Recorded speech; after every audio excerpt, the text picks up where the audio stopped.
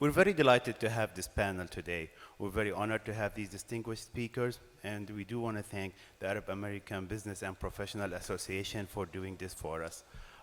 For those who don't know much about the Arab American Business and Professional Association, it was formed back in 1985. It started by Mr. Fuad Sahouri, who started that association at that time, and he's been running it and funding it exclusively by himself. Mr. Fuad Sahouri is well known to our community. He's been active in this area since the 70s. In 1970, he formed his insurance broker company, which is the largest insurance company owned by Arab American in the whole country. I don't really have a formal introduction for Mr. Sahouri, but I do want to say a few things that I had through the experiences with him. Mr. Sahouri runs a really nice insurance broker company. It's located in Tysons. And I really, really admire and like the way he runs his business. I don't know if any of you have ever watched the movie The Intern. The Intern is basically a movie about getting an intern, a senior citizen intern, for a really startup internet company. So the way that movie goes is that this intern comes to the work dressed in like a suit, comes like 8 to 5 and so on. And that business is being run more like very young. Basically people were like doing things more like fun. Like they will have a gym in the offices and things like that. And I kind of find the Mr. Sahouri's office very similar to that. I really like the way how things are very interactive in the office. I really like the thinking room, and I really, really like the creativity in his office. But what's more important about Mr. Sahouri, he always opened his house for anything. A few years ago, we started a group called Imagine Life. His kids were leading it. But we were very delighted that almost all the meetings we'll have in his house. He was hosting us every single time, was very, very welcoming, very hosting, and was wanting to go way out of his way to allow us to do our activism work. He's been like that all his life. He always been very dedicated, him and his family, to our causes, and always welcoming us anywhere. Mr. Sahouri, thank you for doing this with us, and thank you for being here, and I'll turn it to you. Thank you.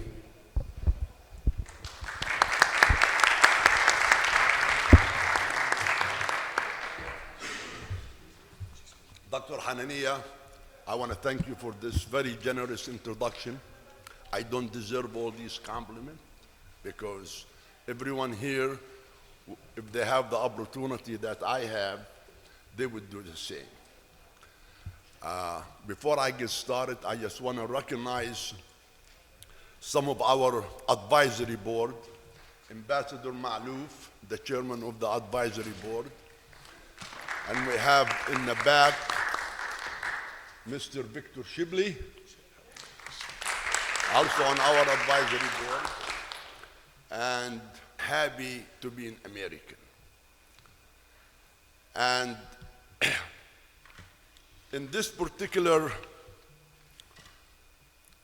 convention always reminds me, and I feel like I am really grateful to the Ramallah Federation for giving me the opportunity to be engaged and to know the value of community service and to know how to go about organizing. And so it's always come to me because I started at a very young age. And if it wasn't for the Ramallah Federation, I wouldn't have had really the appetite or the understanding or the appreciation for organizations. We started an internship program 3 years ago. And it took us over, well, we are still in the building process, matter of fact. And let me share with you why this internship program is so important and so relevant. When we take a look at the other ethnic communities, like the Hispanics, the Italians, the Asians, they have already started their internship program years ago. So we are really the latest and the most recent organization, Arab American organization, that's establishing this internship program.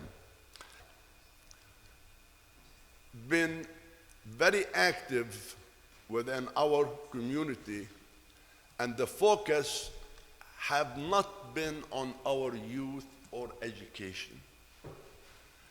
ABPA is focusing mainly on educating and also to create an opportunity within the U.S. governmental agencies to be placed as an intern. It's a way to really test your, drive your career, to get an idea whether you want to be, in this field or not. Let me share with you one story that really affected me positively of why I felt that we should have the internship program. Back in the 1990, when Iraq invaded Kuwait, and few weeks later we had a meeting with the president, and President Bush at the time, and I told him, I said, Mr. President, I understand from very credible sources that the FBI in Dearborn, Michigan, going from one Arab store to another and asking whether their loyalty is to Saddam or to America. And this is not the time where our loyalty it would be in a question. The president said, I am not aware of it, but I will look into it. So anyhow, I had a meeting after that with Mr. Najib Halabi, who was my mentor. And he said to me, he said, Fuad, what the Arab American community is going through right now is no different from the other ethnic communities like the Irish, like the Italian, the Hispanic. And he said even the Jews could not buy homes in certain locations. So until we do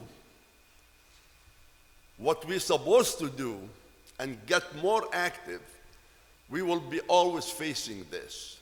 And that was 30 years ago. And when we look at it right now, it's even a lot worse now than 25, 30 years ago. So the objective of the internship program is to arouse the conscience of our incoming generation to the value of civil servant. Most of our community members, they go right into the business where their family is, or if they have some degree, they will pursue their own without thinking about being engaged with the government or even take an internship. So what we're looking to have with optimism that in 20, 25 years from now, we will have the Arab American community integrated rather than assimilated within the country. And going through the internship, it will also help the students to find out whether they're really interested in this particular career or not. It's just like, trying. So, given that, I don't want to take too much time.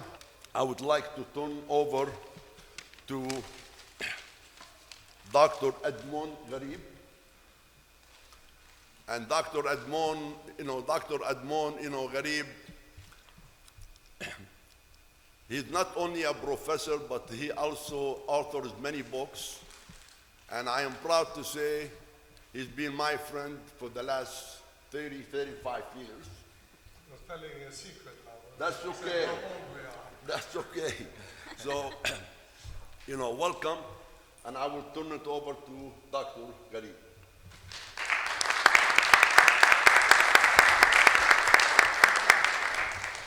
Good afternoon. Thank you very much for being here. yes, maybe we don't have a full hall, but I think the fact that you're here shows that people who are interested are here, and I think in the end that's what's important, because it's and only a small number of people who make changes. And so I'm glad that you're here and want to thank you for being here. I also want to thank our panelists for being here. They are all distinguished and prominent figures, prominent officials in the various agencies of the US government. They had taken time to be with us, and I'll say a few more words about each one of them. I also want to thank the Ramallah Federation and the ABPA for organizing and sponsoring, especially this panel. I especially want to thank Fuad Sahouri. Fuad, thank you very much for your kind words. As Fuad said, I've known him for a long time. We've known each other. I remember he used to do a program on television. He had a television show getting business people, American Arab business people, to get together. He was trying to bridge the distances between American businessmen and Arab businessmen. And it was a very interesting show. At that time, he invited a lot of fascinating people to talk about economic and even sometimes political issues. Fuad is a unique person. As he said, he's a proud Palestinian, he's a proud Arab American, but he's also a proud American. He's a model success story. He built a mini business empire, insurance business in the United States from nothing, almost single-handedly, with his lovely wife over there, his better half, Mary actually, and the whole Sahouri family.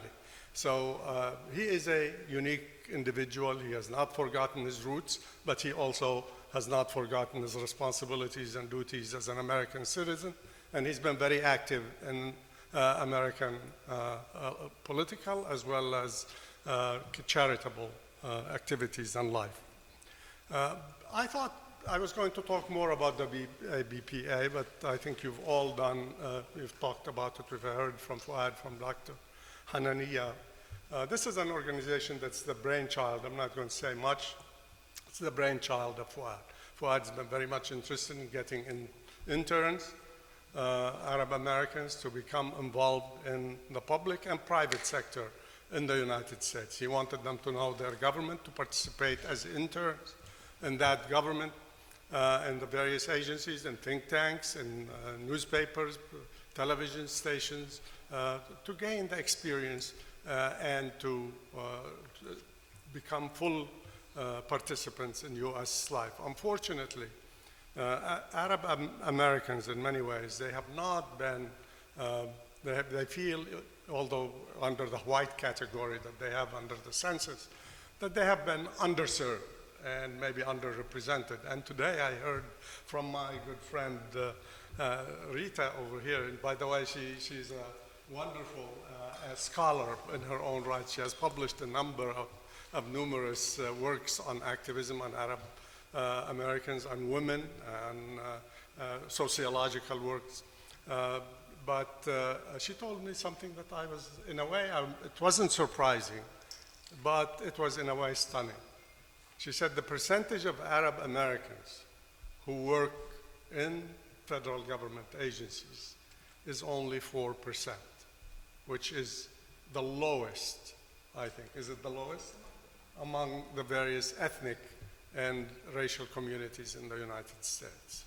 And that's really one of the objectives of the ABPA and of Fuad, to try to get as many young Americans, Arab Americans, to become involved.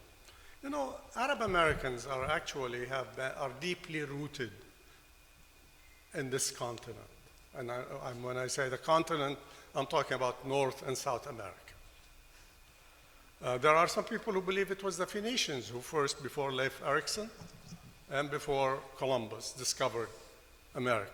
There's a professor at Harvard who's doing work on this to try to prove that this is the case. And there are a number of people actually who are working this area, but that we don't know for sure whether that's the case or not. But there were Arab Americans that we know for sure who came with Columbus.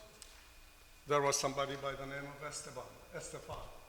Actually, he was an Andalusian. He had converted to Christianity.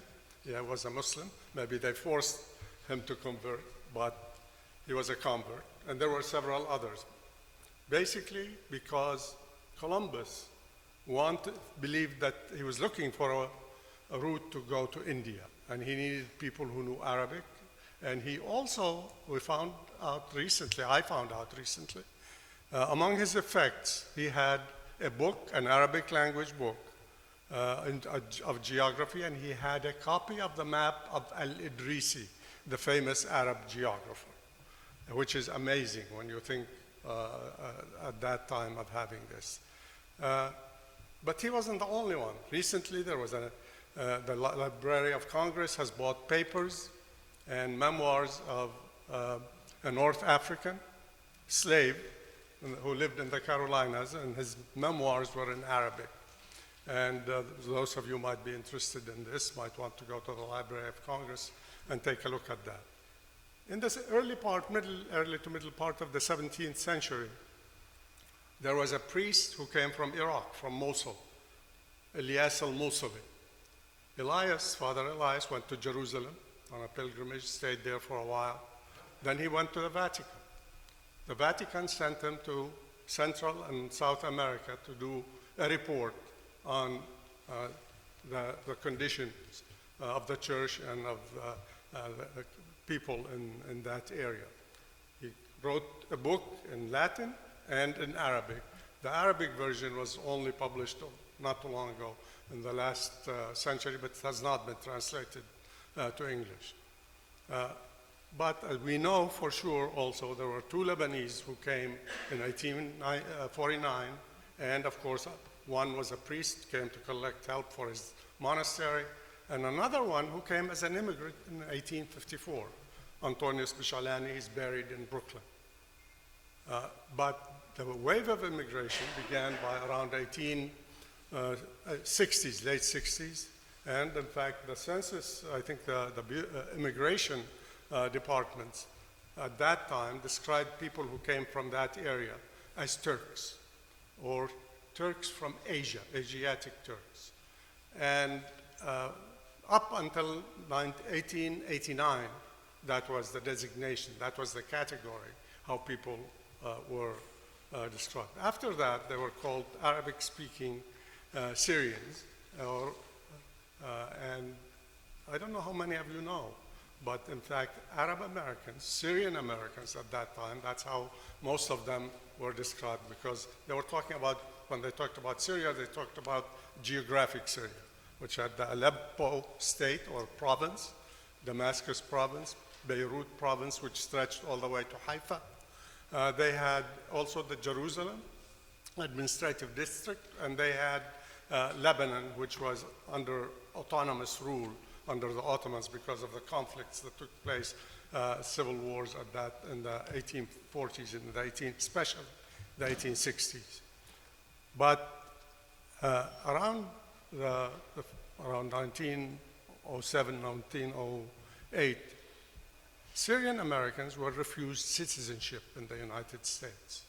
They were not allowed to become citizens. And the reason was, as we heard, as we know, how many of you know that, by the way? I'm curious. How many know this? Not many, but that's great that you know that. Basically, the reason why they were denied that is because they were considered Mongolians. Why were they thought Mongolians? Because they were originally said to be Turks. And they were denied because they were of the yellow race. It took the community, which was divided, as it is to a certain extent even today, on ethnic, on community. People identified themselves with their towns, with their cities. Others identified themselves with their sects, and still others identified themselves with certain countries or regions. But they all united and brought suits and pressured the US government to change that designation so that they could be considered white, so that they could be allowed to get citizenship in the United States. And in fact, a decision was made, and ultimately, became considered Caucasians and whites. But there were suits up until 1915 in the U.S. about that category, whether they were Asians, Asiatic Mongolians, or whether they were Caucasians. This community went through very difficult times, the Arab Americans. Many of them were poor, many of them were barely literate, but yet they struggled, they worked very hard, they came and built successful businesses. Some of them later became professionals. They became lawyers, doctors, and many others, and they contributed to the society. They contributed a great deal. There were generals. There were, in fact, in 1944, there was a destroyer named for an American hero by the name of Alfred Napier, who is originally Jordanian, Lebanese. So there are many, many others that we know of who have contributed and were loyal American, and yet they continued to be stereotyped to a certain extent. And this is why this issue of the category, what are they, is very important, because they have not been able, as I said, have been underserved, underrepresented. And they're one of the important organizations or institutions that played an important role in helping the Arab Americans, the Syrian Americans, the Lebanese Americans, was the press, the Arab American press. Many of you do not know that there were between 1890 and 1930, about 75 to 80 newspapers and magazines published in Arabic and a few published in English in the United States. One of the newspapers, in fact, that helped found this organization, the Ramallah Foundation, Hadihi Ramallah. This is Ramallah. That publication played a major role in getting Ramallah people to organize themselves and to become the organization that they are today. They have been around for 61 years, and that's impressive. I give them credit, and we should all salute them. But that's the role of the media. And that media, by the way, the Arab American media, played a revolutionary role in the Arab American literature, in American literature, and it played a role in also technologically, because it helped there were Arab Americans who created new printing presses that made it easier to publish Arabic, and it was adopted by Arabic language newspapers in the Arab world. And that is it became the school that taught Arab Americans about their new country, about its constitution, its laws, its history. And they played a major role. And of course, we all know about people like Gibran, Naimi, and Rihani. Gibran, by the way, I just read an article, has been translated to 104 languages around the world. I don't think there are too many people that you can say. His works were the most popular after Shakespeare and Lao Tzu. In any case, what I think this issue of we have today a magnificent chance here for all of us to discuss and talk about, because we have excellent panelists who can talk to us today about what's happening with the census and what is happening with the category of the so-called MENA, Middle East and North African category. There were efforts to try to get an Arab American category, but that didn't work because of and we could probably will hear, because of the different views and disagreements. And it's still difficult. There were hopes that maybe we could get it in 2020, but apparently we have to wait now till 2030. But we have today an excellent group of speakers who are with us to talk about this issue.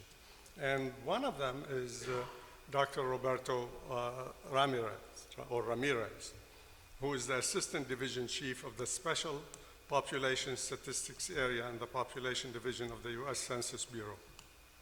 He has done some, from what I've read and I've heard, and I saw him last year speaking on television, Has done a great deal of work on the Hispanic community, data research, etc. about them.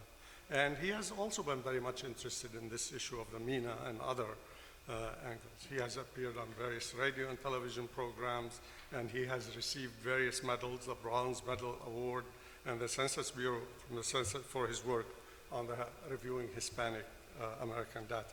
We also have a colleague, unfortunately I don't have much information about her, but Shagufta Ahmed, who is with the National Partnership Program with the Census Bureau, and we thank you very much for coming and for being here today, who will also speak about this issue. We have with us Dr. John Klein, who is the Associate General Counsel for Procurement Law at the U.S. Small Business Administration. He serves as a principal legal advisor to senior agency officials, and he has been in this position basically since the year 2000. And what's very interesting, I just was taking a look at his background, he has done a lot of work and basically focusing on the various programs, contracting programs, and subcontracting with, dealing with business development, dealing with women, dealing with competency programs, etc. So I think he's an ideal person for us to ask him about what could be done, both of all of our speakers, on what could be done to help advance this issue of Arab Americans and their participation in the U.S. government. Also, we have with us retired Colonel Abbas Dahouk, who is currently the Vice President of the Middle East Programs at the Advanced Technology Systems Company here in McLean. He is a military, he's a retired military officer, retired colonel in the 82nd Airborne Division. He has served in the Middle East and in other parts of the world. He has received many medals in the United States and in the region. And he has also been an advisor to the State Department and has received several medals from the Middle East, and as well as being inducted into the OCS Hall of Fame class of 2019.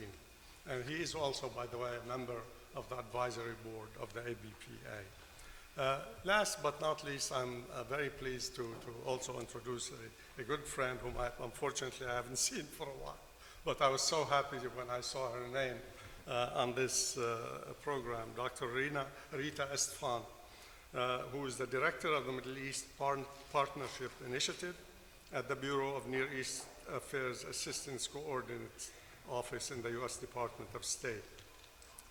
She has worked with the United States Census Bureau, apparently, and this is very interesting.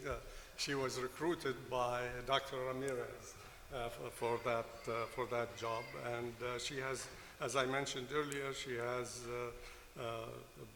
she studied at the University of Texas at Austin, where she received her degree in sociology and women's studies, and she has been working on women's and gender issues and on issues dealing with women's rights activism in Arab America.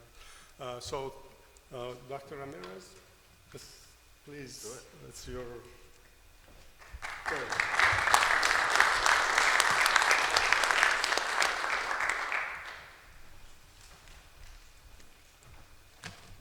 Okay, so if you could bring the slides up, I'll appreciate that. Thank you so much for the kind introductions, and really is an honor and a pleasure to be here with all of you today. I know there's a lot going on in the news, and we're talking about public servants and civil servants. I think that's something I've actually taken to heart. I think it's really important to be a public servant. I've been a public servant for over 21 years at the Census Bureau, and I've always taken it very seriously to come talk to the American public about what the government's doing. And I'm actually here to talk to you about the upcoming census, the 2020 census, which is actually next year, April 1st, 2020. So be here before you know it. So it is nice to be here. Thank you for inviting me. I'm here to talk to you about the Middle Eastern North African coding collection operations and plans that we have for the 2020 census. But before I actually do that, I want to actually run a couple of things for you that's really important to know. That is that everybody counts. Our mission at the Census Bureau is to count everyone. We're a statistical agency, not a policy agency. We have been doing a census since 1790, since the founding of the Republic, and we have done a census every 10 years since 1790. So despite everything that you've been hearing, it's been a scientific endeavor, but believe it or not, a census is also a political endeavor as well. So every census is unique, but our mission is to count everyone, and we'll continue to do that.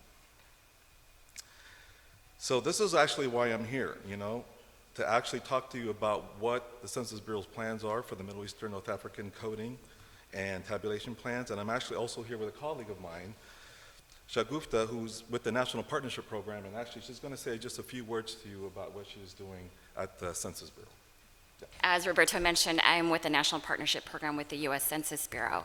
And what that means is that we partner with communities and organizations like yourselves, like the Arab American Business Professionals Organization. Census can't do it alone. We're a small staff, and we rely on organizations and community members like yourselves to get the word out about the census and make sure that your community is reflected in the census. As Dr. Ghareeb discussed, the Arab community has a long history in civic engagement. Nothing could be more ideal in terms of civic engagement than having the Arab American community become official public partners of the census and have your community members and your youth population, as Mr. Sahouri discussed, get also involved in potential short-term jobs as being partnership specialists and other wonderful job opportunities that the census provides in the lead up to April 1st, which is Census Day. And those jobs are available at 2020census.gov/jobs, or you can go across the hall. We have a fantastic booth. You can speak to our recruiting specialists and other folks, representatives, who can tell you more about the various jobs that you have available to you in your community, whether that be Dearborn or Los Angeles or any of the communities that you reside in, and they're fantastic opportunities for civic engagement. So thank you. Great. So as you can see, we take this very seriously. A couple more points about the census that's really important I want to share with you. It's about fair representation and redistricting. Census counts are actually used to apportion the members of Congress among the states based on total pop. That's how we distribute power in our country every 10 years. And also it's used to actually allocate and distribute over $600 billion of federal funds throughout state governments, local governments, and tribes throughout the country. And then lastly, what I wanted to say is it's one of the only statistical acts mentioned in the U.S. Constitution is actually to conduct a census every 10 years. It's in Article 1, Section 2, and that's exactly what our plan is and what we're planning to do. I'll take questions after, if that's okay, after my presentation. Okay, so let's go to the next slide. So another thing, if I may go to the next slide, I don't have a, next slide, please. Thank you. So I also want to emphasize that your responses are safe and secure with the Census Bureau. It's actually protected by law, Title 13. We only use your private information for statistical purposes only. That's it. We do not share individual names or phone numbers or anything with anyone. No other federal agencies, no law enforcement agencies. We're barred from law to do that.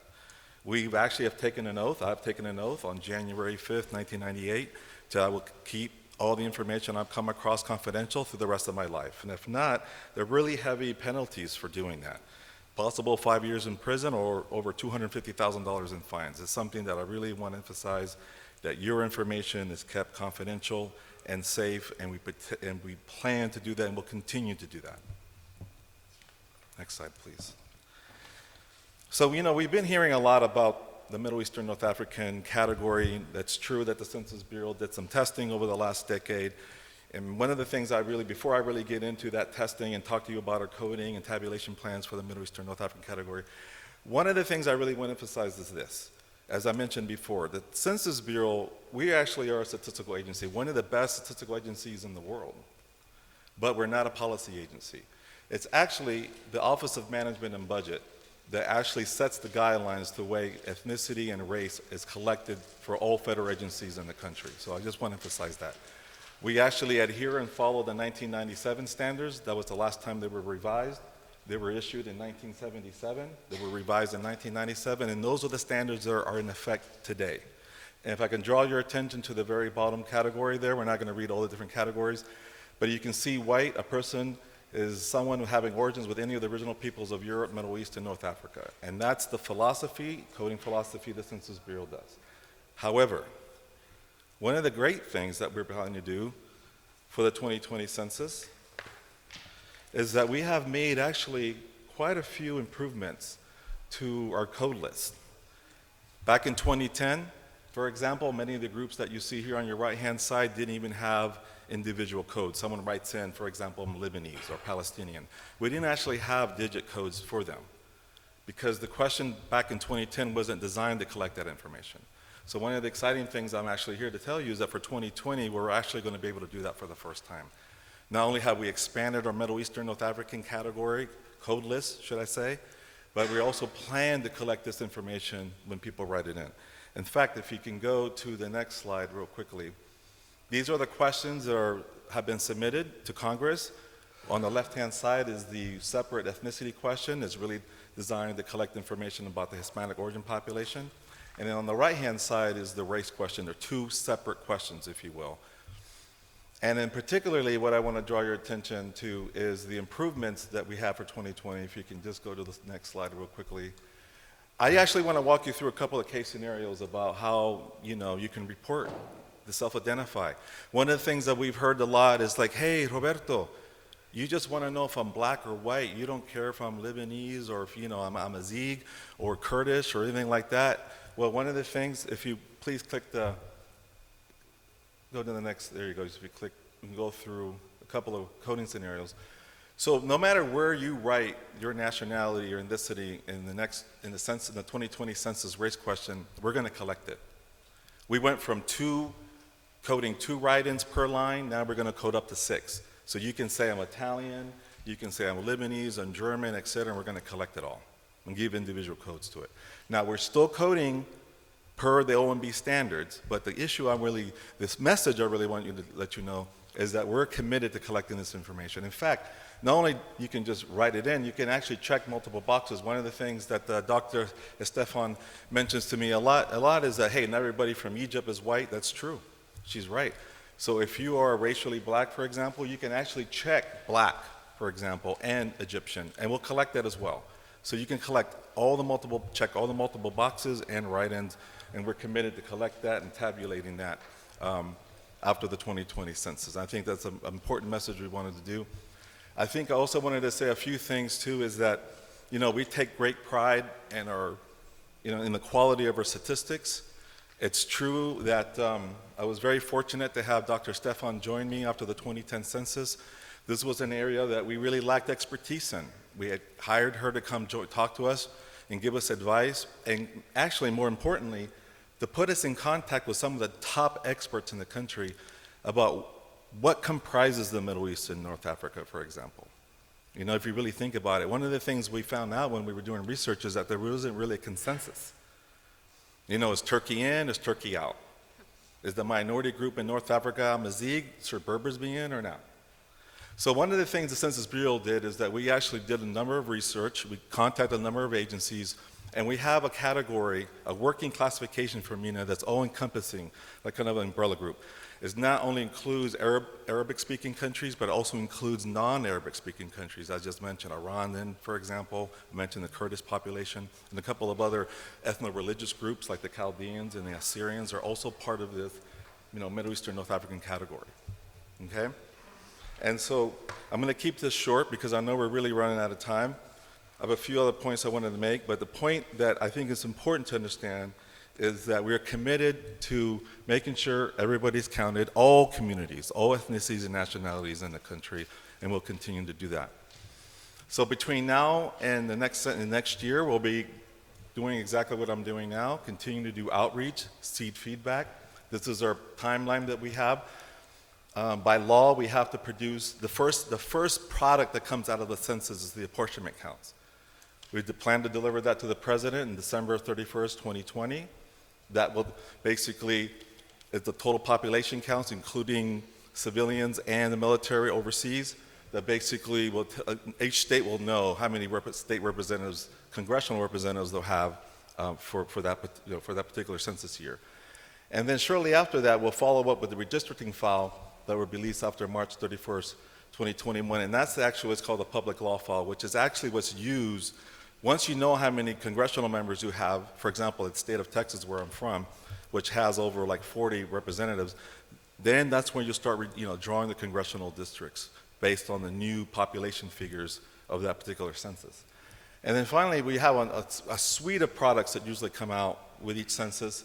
And all the other products are under development. We're still reviewing those. Be happy to come back to you once we have those finalized. But starting in the spring of 2021 is when the rest of the products from the census will be coming out. Okay, great. So without that, I'd just like to conclude.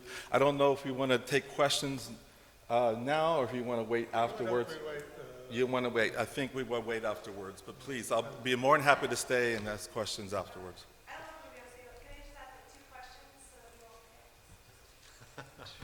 It's up. No, hold on. That would be fine. We can do that. Let's hear from, but I thought it would be better. Let's first then do this thing. We'll get Dr. John Klein to speak for also briefly, and this way we'll hear more from people who are in the U.S. government, and then we will have Colonel Dahouk and Dr. Stephan as Arab Americans who are also in the U.S. government and have their own unique experience. By the way, you have surveys on your chairs if you can answer those, and also there are cards you can write your questions on them, and if you really want to have a strong point you want to make and you want to speak from the floor, that's fine too. Dr. Klein, thank you very much. Thanks. Hello, I'm John Klein. I'm with the Small Business Administration. I've also been there a long time. I've been there for 36 years at the SBA. So it seems like a pattern. Sometimes the government's a good place to be in terms of setting policy and setting things. And I've always felt that SBA has got a great mission. We're there to enhance small businesses. I think that's a great mission, and that's why I've been there so long, honestly. I've had several times I've had the opportunity to leave, but I thought that our mission overall is a good one. I just want to talk generally about what we do so you have a better understanding. So you can, if you have any questions about that, I certainly can answer those as well. SBAs generally, we talk about the 3 C's, capital, contracts, and counseling. That's what SBA does for small businesses. We want to make sure that small businesses are adequately financed.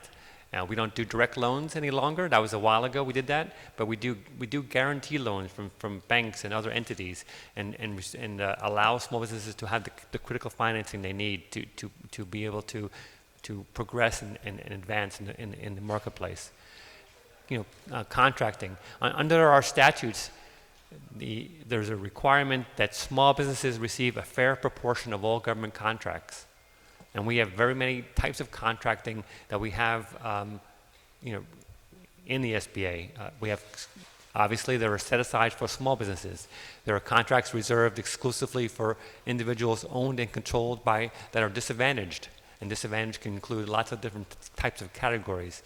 Although Arab Americans are not a presumed group for disadvantaged status, we have many in the program who have individually shown that they in fact have suffered discriminatory conduct and have become in the 8A program, for instance, and have gotten contracts through that avenue as well.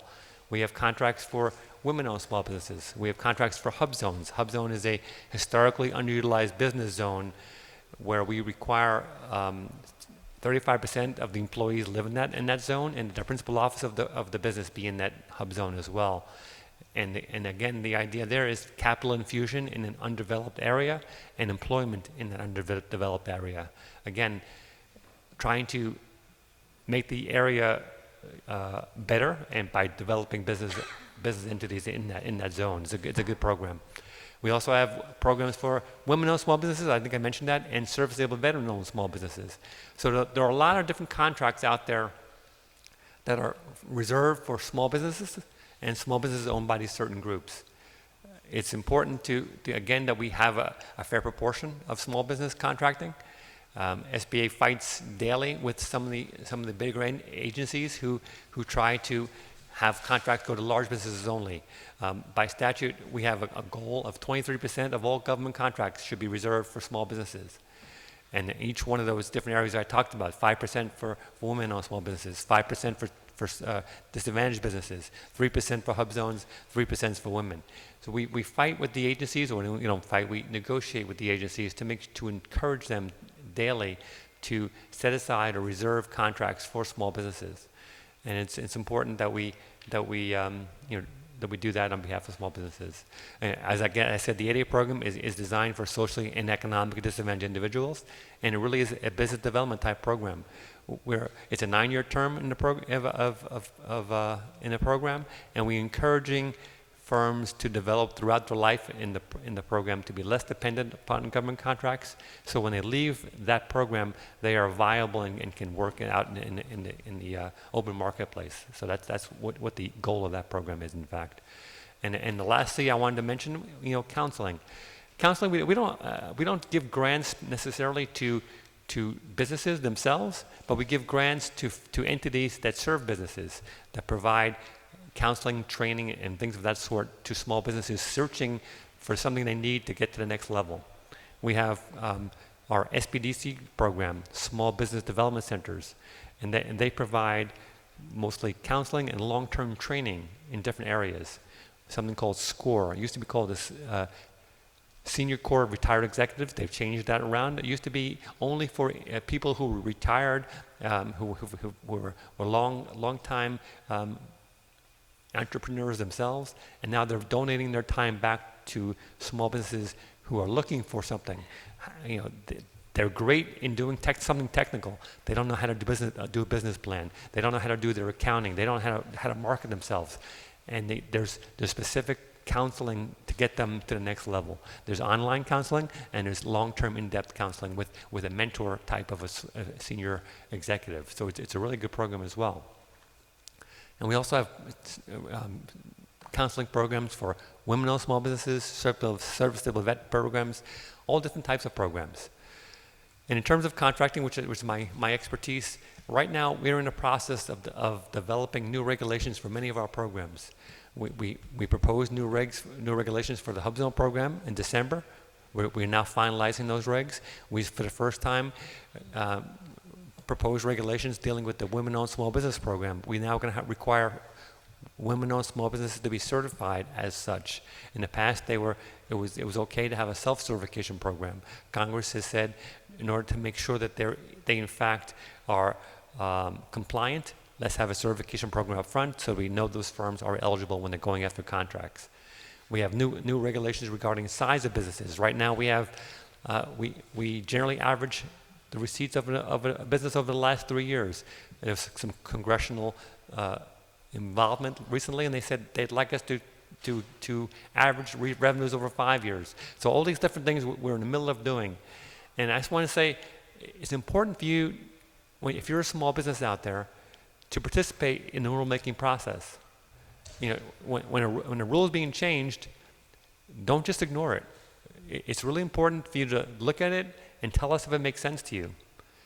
And I always say, when we're writing regulations, we need to hear what you agree with as well as what you don't agree with. The one I always talk about is, several years ago I wrote a proposed regulation, lots of provisions to it. On one provision I had 4 comments saying, I disagree with this provision, you should do something differently. So in the final regulation, I changed it to something else. And then I got back 100 people saying, why did you change it? I like what you had in the proposed rule. Well, if we didn't hear from you saying I liked it, I didn't know that. So again, it's important to participate in the comment process. It's important to tell the government what you like as well as what you don't like, so that we can make the final rules very, responsive to what the needs really are of the community. So I just wanted to quickly talk about that, and that's about anything else. I'm here for questions. Oops.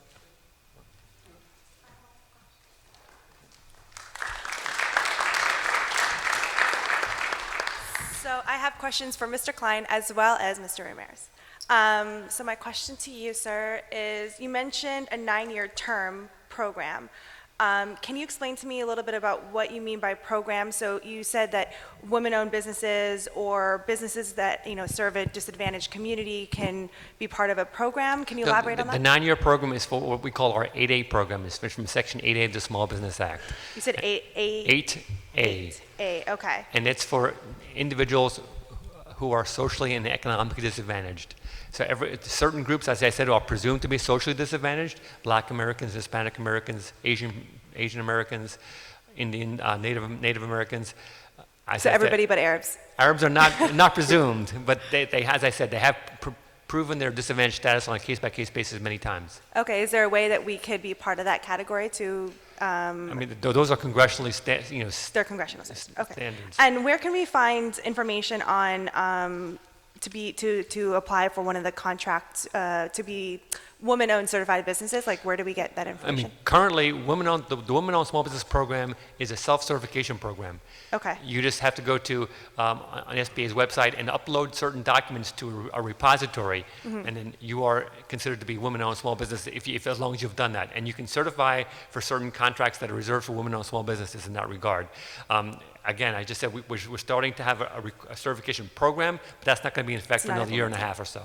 Okay, and so then once we upload the necessary documents and we apply for a particular contract, essentially the idea is that the women-owned businesses or the businesses of disadvantaged people would again be put to the top of the list. Is kind of how it works. Well, no, they're reserved exclusively for women in that context. There's a set-aside for women. There's a set-aside for disadvantaged. There's different set-aside kind of categories. Certain contracts are reserved for small. Certain contracts are reserved for women. Certain contracts are reserved for disadvantaged. Different contract categories are reserved for different subgroups. And how do we find out where to find those contracts that you're referring to? Like, if I wanted to apply for a particular contract, where would I find that? I mean, there's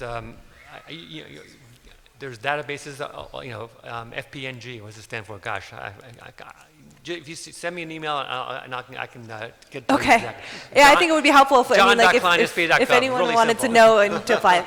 Okay, Yeah. so Mr. Ramirez, I have a question for you. So what was kind of actually, for me at least, it was slightly confusing because I looked at the forms. So is I think MENA, MENA, like the category, is that going to be added as a category on the 2020 census? No.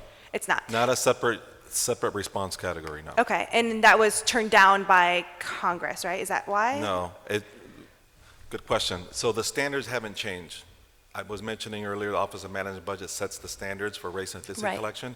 It mandates 2 separate questions, one for Hispanic, one for race. And the standards, we're still using that mandate, which is in effect right now. Okay. Because I remember just to clarify, like, because I know there was an initiative to add that to. There was testing by the Census Bureau to perhaps propose to add the question. We conduct a lot of testing between censuses. Some changes are implemented, some are not. This particular case was not. The Bureau felt that we needed to do more testing for MENA as a separate ethnicity, like a standalone question, like the way the Hispanic origin question is. We tested MENA in more like a combined format, race, ethnicity combined in one question. Okay, but because the standards haven't changed, we could not use the combined style. We had to use separate questions. Oh, because all the other ones were separate except for this particular category. Right. We didn't test MENA specifically, even though we did hear from the community to do that, but we didn't. Resources, and that was the direction we were going at the time. Okay, and so now we're able to kind of put in our. Yes, and that's the good news why I'm here, because you can still write in your MENA background, your heritage. You can still write in that your nationalities, whatever you identify with. Right, but then in the categories, when we're looking at it from like the number of white people in America versus the number of black people in America and Hispanic people, we would still be considered to be in the category of white because we're just writing in our basically. That's right, and so for the initial products that will come out of the census. Anybody who's MENA will be classified as white because that's what the standards say. However, there are plans to disaggregate that individual data. In other words, to know how many were Lebanese, how many people say they were Chaldeans, et cetera, et cetera. And we hope to do that after this set of products. And we're developing those products as we speak. I hope to come back when we have those plans finalized for that. And that would be considered a checkbox that we would be able to just check box off Lebanese or Palestinian or No, Syrian? that's just, these are write-ins. I'm talking about the data that's All right. provided for 2020. And the reason why that's concerning is that's because it. there's a, hold on, and one other question. Because we have One other question. Your questions I can are meet you, good, I can so more than happy to you're meet with you welcome to after ask, but the Fair panel. enough, fair enough. let's get a chance, give other people a chance to. I'm more than happy to meet with you after and discuss By the this way, further. Let's take, I have a question for both of you, and if there's anybody, please ask it. One of them is what can the Census Bureau do basically to help the Arab American community achieve their objectives here, to gain more participation to down the road? Is there something that the census can do other than selecting this category, approving and focusing? So I think we both have a few things. I will just answer. One is that there will be a paid advertising campaign promoting the census. So that's one way to get the community out. The other way is just what I'm doing right now is outreach, informing people about the ability that you can identify this way. I think there's a lot of misconception and misunderstandings that it's true that in the census environment, up till now, really the government has always been interested in just collecting total white or total black category. And that's the reason why I'm here. So I look for 2020 census. The question has been designed to where now you can just write in your specific nationalities, for example, or ethnicities. And so that's what we're planning to collect. Now, she can talk a little bit more about the National Partnership Program, about some of the specific. Sure, happy to do that. So as I mentioned earlier, we rely on trusted organizations. You are the trusted voices in your respective communities. And it's a signaling device, right? So if organizations like ABPA endorses publicly that it's very important and it's imperative for the Arab American community to participate in the census and to in fact be represented, that sends an incredibly strong signal for other members of your community who are otherwise reluctant to participate. So if you were to, for example, put in something in language, like in Arabic, in your various newsletters or your tweets or your web platforms to say this is the importance of the census and please participate, and there are in-language guides both for phone interviews, both for your internet web-based, which is new to the census for 2020. You have Arabic language questions, and you have in-language guides to facilitate your grandmother's ability to, for example, respond to those questions. So if you were able to do things like that, or even like social or media campaigns, or I know there are many Arab channels. I know in Pakistani we have tons, in America that through satellite. If you had any campaigns, for example, commercial campaigns that were able to convey the importance of participating in the census in Arabic, for example, it would do a lot in terms of building that bridge between the Arab American community and the government. Thank you. One other question I would like to ask, and then if there are any questions, or maybe we'll have a second round after we have our next speaker for everybody. But one of the questions I would like to ask you is... Let's do it. Let's go. Is basically, by the way, your questions were great, so thank you for asking them. But one of the things that we would like is, what have you learned so far? I mean, there were efforts to try to get the Arab American category, and that failed. Now there is the MENA. And MENA also includes people, for example, could you please tell me who does it include? Does it include Turks, Armenians? Does it include Persians? Does it include, who does it include? I'd be more than happy to do that, but that's going to take some time to discuss all that. Not I mean, more. too long, but basically we'll come back to it because we have the other. But the thing that I'm interested in is what have you learned from your experience trying to get this category in the last few years? I could tell you. In the 2030 census. Okay, so what I've learned, in particular in the case of the Middle Eastern North African category, I think it presented a really unique situation. First of all, I want to make it very clear that this was a grassroots effort, okay, to get this category, or testing or collecting data on Middle Eastern North Africa. And this really came from the 70s and 80s on, particularly the American Arab Anti-Discrimination Committee, the Arab American Institute, and many other organizations, by the way, that really were asking and soliciting the government to collect this.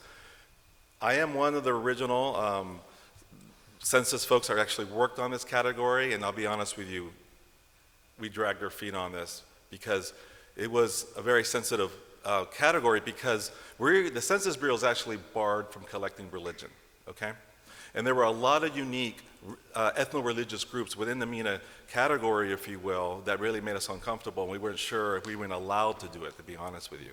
So we consulted with experts, and basically what we got back was like focusing on the ethnicity side of things, okay? And particularly like, for example, like the Chaldean population, the Kurdish population, we're talking about the Assyrian population, the Copts in Egypt. So really, even though a lot of people do identify religiously, we don't collect and tabulate any major religions at all. People can say they're Muslim or Christian.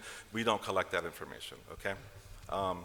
So that's one of the things that we've learned. But also what I've learned is that when you get everybody together in a room, in 2015 we held a historic MENA forum where we invited experts all throughout the country to come talk to us. And what I've learned there is that a lot of misconceptions, a lot of misunderstanding. You also have to say, I want to say this really quickly, remember, we're conducting a census in the US, so it's the MENA population in the United States. It's not the MENA population in the Middle Eastern and North Africa, because you know what, it's a really ancient civilization. I mean, you think about all the different religions and ethnicities and nationalities, and we'll be here till next week talking about all those groups, right? So, and that's not my area of expertise. So keep that in mind. It's really about the, you know, the MENA identity here in the United States. So.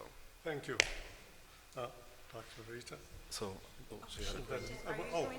You go ahead. Yeah, quick question. First of all, I appreciate you being here as part thank of the you. census, so thank you for being here.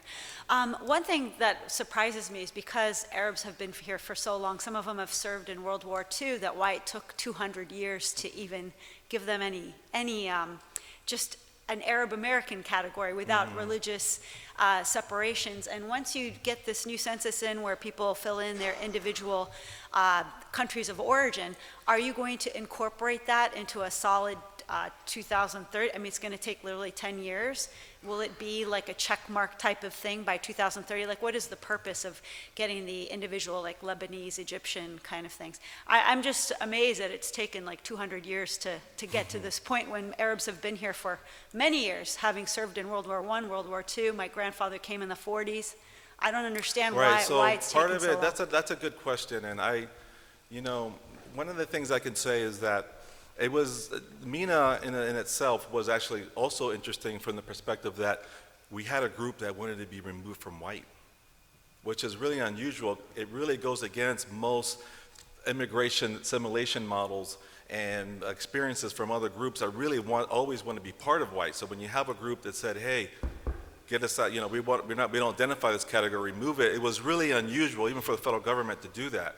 So when we're looking at the standards, this is one of the reasons why, in my opinion, there was some reluctance in it. It's not that it was just like, wow, what do we do with this group that wants to be removed from the white category? And by the way, I want to say something. There's still not 100% consensus, even within the Arab community or the MENA community.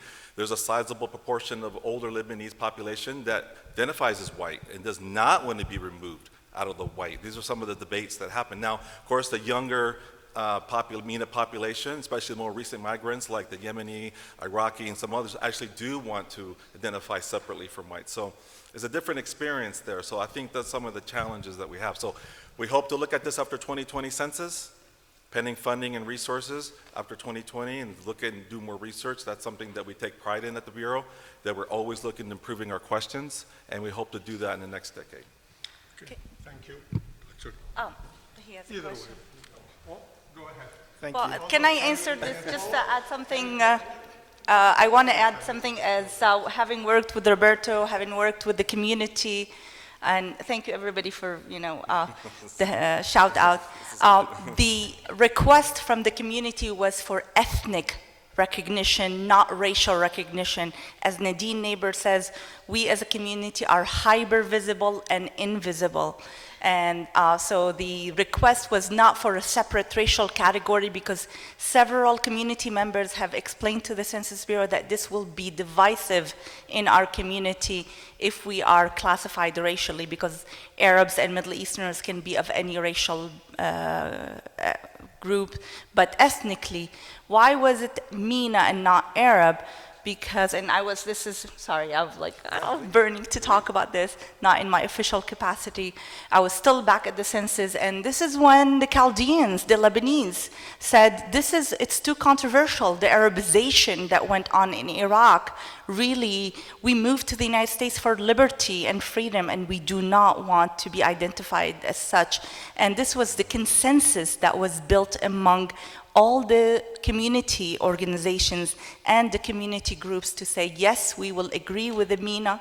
And scientifically, it's really more encompassing. So you can check the box as an Arab, but it's really and if you remember, Roberto, the doctors were coming to us, the physicians, they were saying, any research we do, it doesn't have a denominator.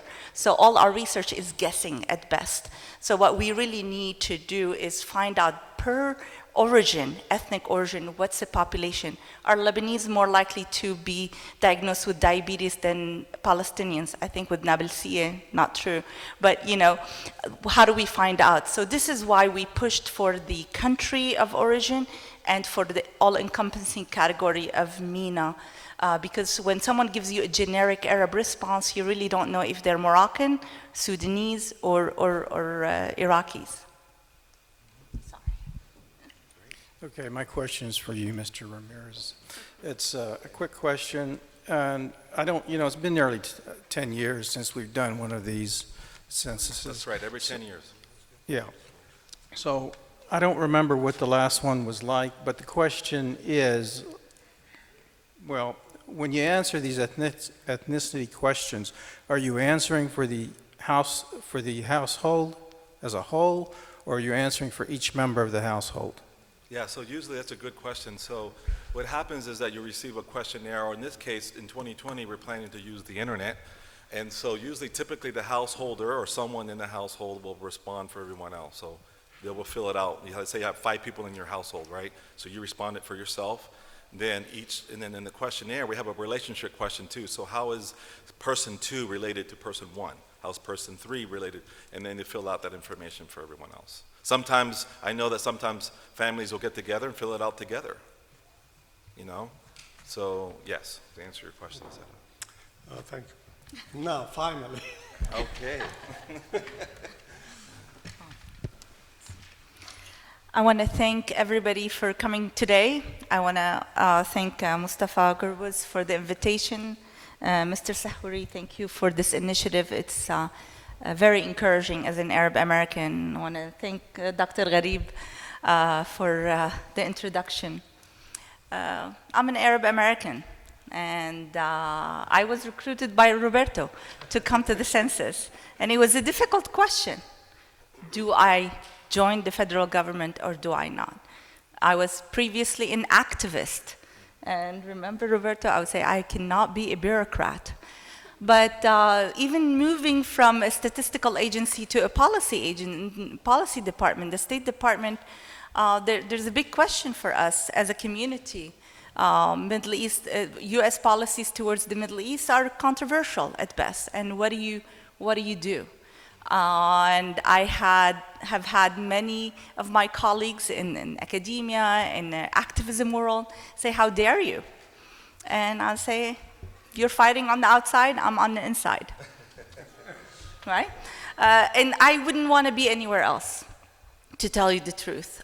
It has been such a rewarding experience being at the crossroad of policy making, decision making, being with, I started with the Census Bureau afterwards, 2 years. After 2 years, I moved to the State Department, and I was in Geneva when the Syrian peace was being negotiated. And I can tell you what went on and all the misconceptions that we have outside. It's very easy to criticize from the outside, but it's very hard to work from the inside.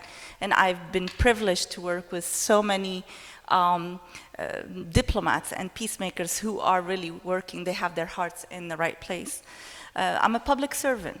I don't serve any administration. I serve the American taxpayers. And as I said, I'm also a data nerd. I got the label, so thank you for that. Since the beginning, even when I was at the Census Bureau, there are very few of us Arab Americans. The majority of Arab Americans who are serving in the federal government are either Lebanese or Egyptian. And someone told me that's because they're mostly Christians, which is not fair. And the population, there's a big distrust between our population and the federal government. And some of us are chastised when we make that leap and we enter the public service. And I tell my family I have to believe in what I'm doing. So let me tell you about my journey after 2 years of service at the Census Bureau. And I told Roberto, you hired a social movements scholar, not a statistician. So we worked on the MENA checkbox together. And then I moved to the State Department, worked on the Syria peace negotiation in Bureau of Intelligence and Research, and then moved on to work on data analytics, working in the Secretary's office. And for the last 3 years, I've been directing an initiative called the Middle East Partnership Initiative, which tries to promote prosperity and stability in the Middle East and North Africa. And we have been working with so many people on the ground to make a big difference, agents of social and political change. I'm proud to say that my program has produced many leaders in the community, Nobel Peace Prize winners. We participated in the constitution in Tunisia with advising the Yemeni activists and so on. So, and my program just repealed a law in Jordan that prohibited women from working at night. So I'm very proud of that. So let me tell you about State Department, and there are many pathways, and I would encourage, and I would love for whoever wants to talk to me afterward, I would love to talk to you about how do you join the federal government. In the State Department, there are 2 paths. There are really 6, but I'll talk about the 2 major ones. One is the Foreign Service. You have to take a test, several tests, and then you become a diplomat. You are shipped overseas. Your first tour will be consular affairs, stamping visas, and then after on, you go on to one of 6 cones: political, public affairs, economic, etc. You can also join as a foreign affairs specialist, foreign service specialist, technician, etc. In the civil service, which is what I am, you go through several processes. I went through the USA job. And in fact, I was told that I was the only one that people know about in the State Department that went through that process because it's a black hole. So there's a regular applying for jobs on USA job. There are pathways. And I want to encourage you because those pathways are published online, and these are for internships. And always, whenever I get interns, I get 2 interns every semester. I look for Arabic-speaking interns. Not that many. So I'm hurting. I need Arabic-speaking speakers to join us. There are also other pathway programs. Please visit our website, careers@state.gov. And then when everything else fails, there are contracting companies that work with the federal government. And right now my team is 2 Iraqis, 2 Moroccans, and 1 Albanian and 1 American. Got it. So all of us speak Arabic, and we compete with food. So this is a great opportunity, and I want to tell you, in 2014, and I'll stop after that, we established the Arab American in Foreign Affairs Agencies. It's an affinity group, and I want to read to you what we wrote. We say, from our great Arab American poet Amin Rehani, we learned to dedicate our careers to bridge the East and the West. From our philosopher Khalil Gibran, we learned to build this country with a will. And from our late ambassador Philippe Habib, we learned to be peacemakers. Thank you.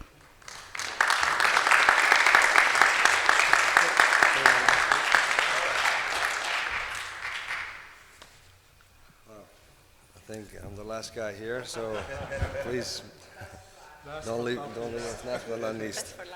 Again, Doctor, thank you for the introduction. Mr. Fuad, thanks for all you do for the community, young and old, and thanks for having me on your team.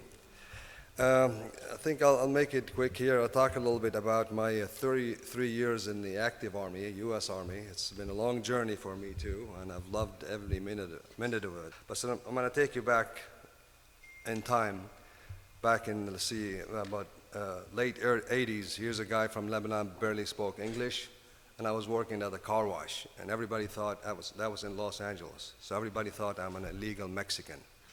So I wasn't Abbas. Abbas was hard to say. So I was answered to Carlos, thank you. I mean, gracias, gracias. I was, it wasn't even an Arab. It's just invisible Arab in Los Angeles. Then I joined the Army, right, also that's 86. So that means I'm not illegal, right? I'm in the Army now, right? But I have very heavy accent. So when I joined the Army out of Los Angeles, I found myself with a group of non-English speakers, and then I didn't understand what's going on. I try and tell them this and that. So the sergeant told me, "What, you don't speak Spanish?" I said, "No." "You're not Puerto Rican?" "No, I'm not Puerto Rican." "Oh, so because I'm legal and I don't speak Spanish, speak English, I must be Puerto Rican." But I wasn't Puerto Rican. And being Arab in the military at that time, they have no programs to teach you English. Puerto Ricans, usually they join the service, and you go to Laughlin Air Force Base, you go through English training, and you get to a certain level, then you go to basic training. In my case, there's nothing like this, so I had to go straight to basic training. At that time was Fort Knox, Kentucky, in the south. So fast forward a bit of that, in the 90s, went to a first Gulf War, Desert Storm, Desert Shield. I was in northern Saudi Arabia, and I put in a Lebanese flag on my rifle. And the first time meeting with the Saudi Special Forces, you had to say, "Assalamu alaikum, wa alaikum salam." And the guy said, "Well, we didn't know that Lebanon sent army to join the Arab coalition." So I said, "Well, no, Lebanon did not participate in the coalition. I'm in the American Army." And even the Arabs at that time, the Gulfies, surprised that America allows Arabs to join their military. So one of the roles we see as an Arab American, I've seen myself educating America about the Arabs, and you have to educate the Arabs about America. So I said, "No, I am an American, I am Lebanese, and I am in the Army."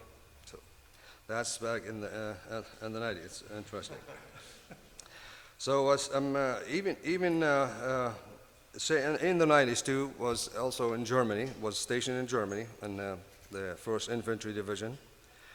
And the same thing, when we talk to Americans in Germany or Europeans, they hear my accent, say, "What do you do?" I say, "I'm in the Army." They look at you, "What army?" "American Army." "Oh, American Army. Okay, but do you have a clearance? Are you cleared?" "Yeah, I'm cleared. I'm Arab American. I'm in the Army." So, because you're with an accent and you're Arab, it just doesn't fit being in the service. That's what everybody's here. But that's I want everybody to involved in the service to break that stereotype, break that stigma.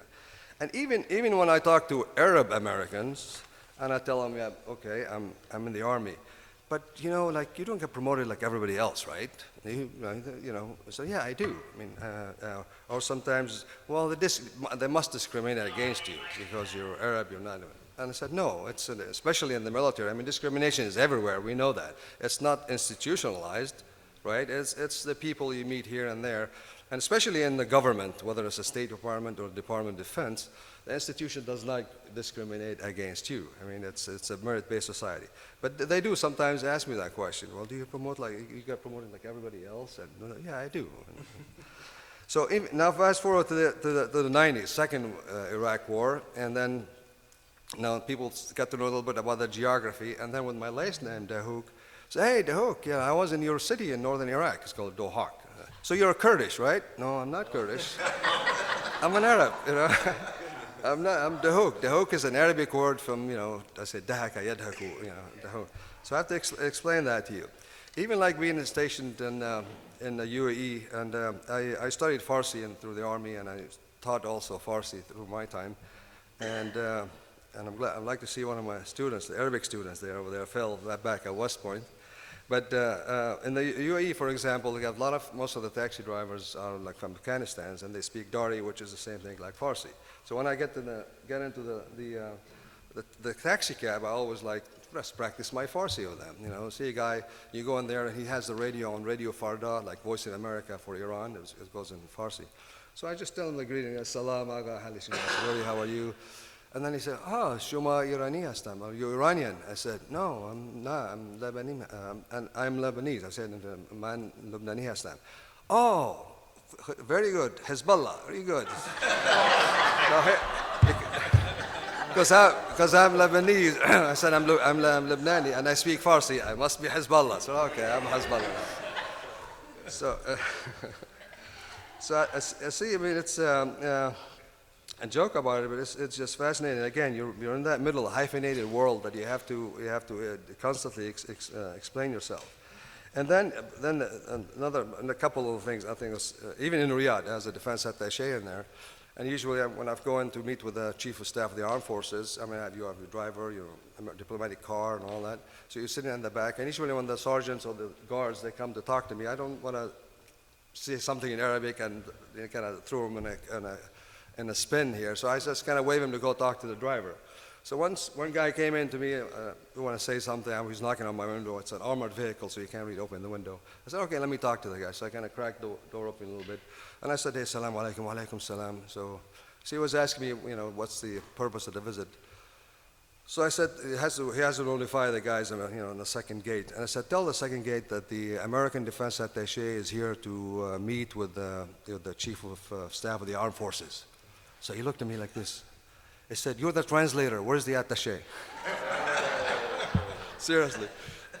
So because I'm speaking Arabic to him in very Arabic and Lebanese accent, in his mind, there is no way you can be an Arab and represent the United States. It's still a foreign concept. Even though here in the United States, joining the government is a foreign concept, and that has to break, you have to break that. It has to become a natural concept, a natural thing. Even one more story, but even recently I was in Lebanon, that's like, I think maybe 6 weeks ago. So I got to the airport, there was a big sign that says, Lebanese with Lebanese passports, Lebanese with foreign passports. And then you have Arabs and you have foreigners. I was looking at it and said, okay, where do I fit here? I'm Lebanese, but don't have Lebanese passport. I must be Lebanese with a foreign passport. So I went through the foreign passport, got to the official there, and the lady, she looked at me and said, do you have Ikhraj Qaid? Do you have an ID card? I said, no. Do you have like a Tazkara? I said, no. She said, you're not Lebanese. Oh, well, so what am I? I said, you're a foreigner. You have to go to the other. Because I'm not registered in the country. I mean, if you have a Lebanese ID card or something, that means you're registered in Lebanon. They consider you Lebanese. So I found out that I'm not Lebanese anymore. So it's back in America. But in the military, it was just like we're talking about the census, I am white Caucasian. I mean, I went through all the lists, being Puerto Rican, Kurdish, Persian, all that, but actually I'm white Caucasian. That's interesting. I tell my wife that, maybe I don't think I'm white yet. I'm still dark white. That's what I'm not there yet. So, but there's something, a summary to you is, your birthplace is an accident, but the country of residence, that's your choice. You guys made a choice to come, maybe yourself, maybe your parents, your grandparents, but that's a choice that you came here. So on this one, I want to, on the government, this is something I want to read here for you that came in from Federalist List, I think, papers, and says, if men were angels, no government would be necessary. If angels were to govern men, neither external nor internal controls on government would be necessary.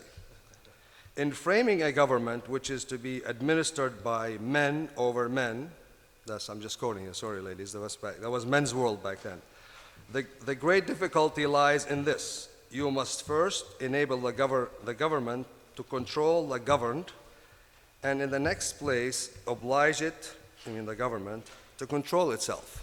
So how do we, as an Arab American, oblige the government to control itself? By getting to know your government, by serving in it, watching it, and be involved in it. Otherwise, it will control you, or your voice will not be heard, period. So,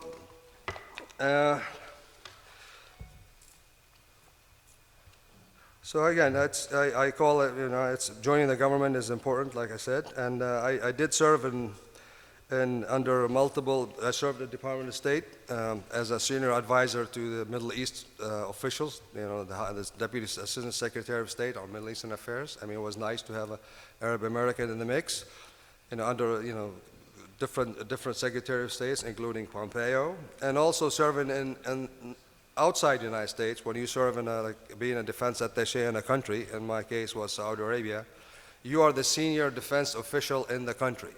So I'm, as a defense attaché, you're the representative of the Secretary of Defense. So I was there representing 3 different Secretaries of Defense: Chuck Hagel, Ash Carter, and Jim Mattis. So these guys, when they come to the country, they want to know about the defense relationship between Saudi Arabia and the United States. They come to the defense attaché, and you talk to them about whatever is going on. And having an Arab American in there, you bring in this little different, I call it a hyphenated perspective, a perspective you alone can have it because you live it, you know it. And at the end of the day, you're trying to empower America. It's your country. And at the same time, you're empowering the Arab country or the partner, because you want to, there's a lot of common interest. In the military, we always try to teach do and don'ts. I always know my pet peeves is why we're teaching the don'ts. Go for the do's, because there are more similarities than differences. So that don't concentrate on the don'ts, just concentrate on the do's. So I'll leave you with this. Basically, this is also from a quote from Abraham Lincoln. It says, "I like to see a man proud of the place in which he lives. I like to see a man live so that his place will be proud of him." So I challenge you to be both. Be proud to be American, proud to be Arab American, and empower the Arab dimension as much as you empower the American dimension. And thank you for listening.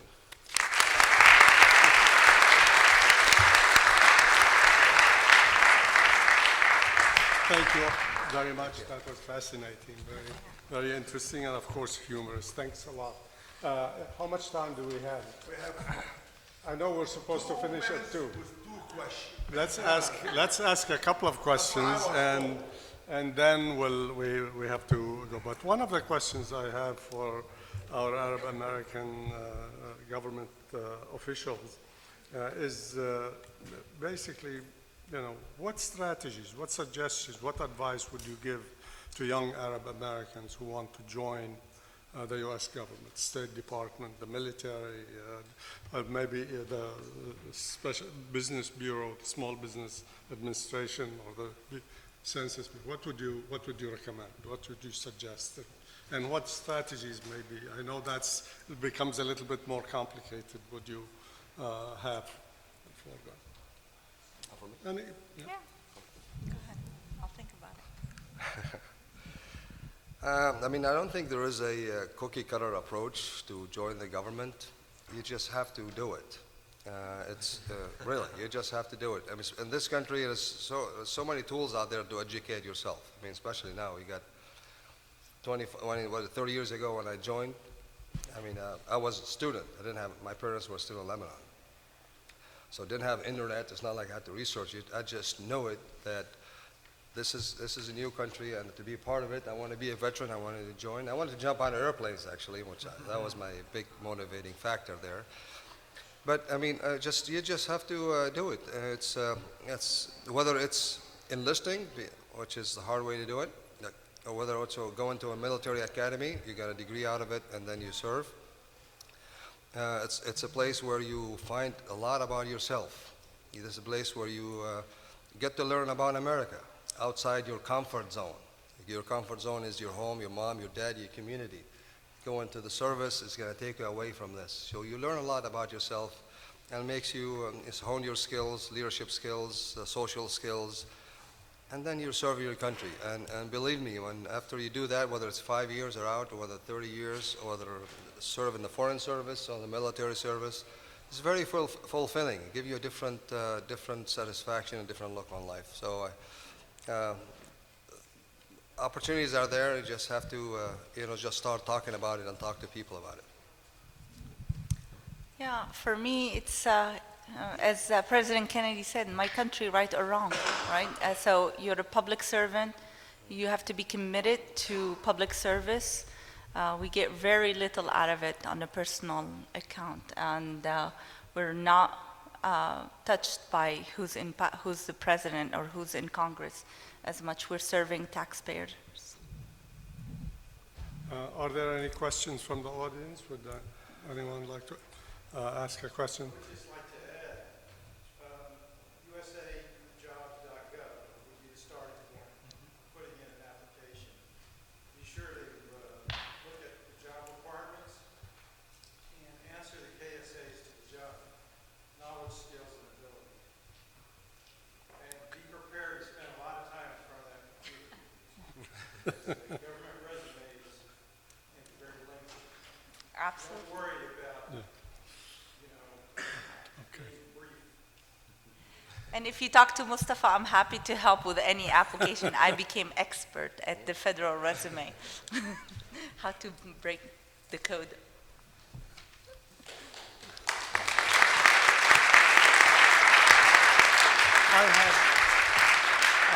I have one final question I would like to ask. There's something called the White House Initiative,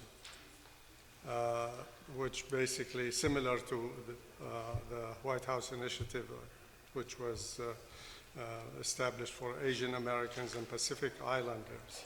What are the chances of having a Pacific Initiative by presidential decree, executive decree? And do you think that would help? Anybody who wants to answer this? Are you familiar with that? Anybody familiar with it? No? Okay. All right.